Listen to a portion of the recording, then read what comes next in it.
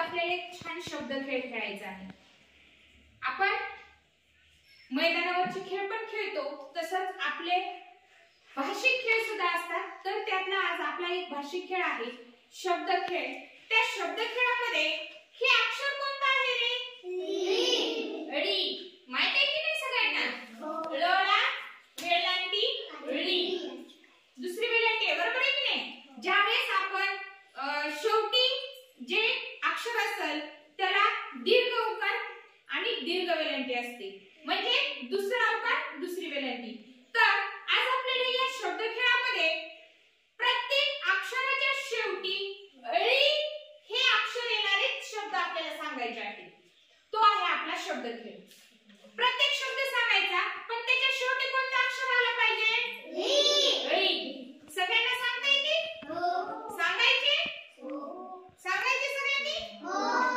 पहा, मी अगोदर एक शब्द सांगणार आहे आणि त्यापासून तुम्ही सर्वांनी ते सांगायचे आहे। सांगणार ना सगळेजण आता? हो।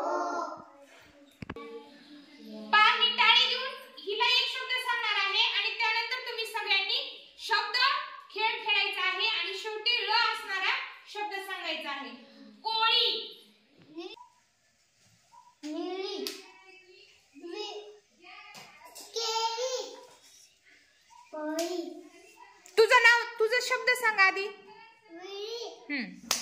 पोळी। स्वतःचा शब्द सांगायचा आणि नंतर टाळी द्यायची। हा, फळी, काळी, माळी। टाळी दे ना तू त्याला। कळी, वळी, साळी, मोळी, तळी। छान। पहा, या पद्धतीने हा आपला शब्द खेळ आहे।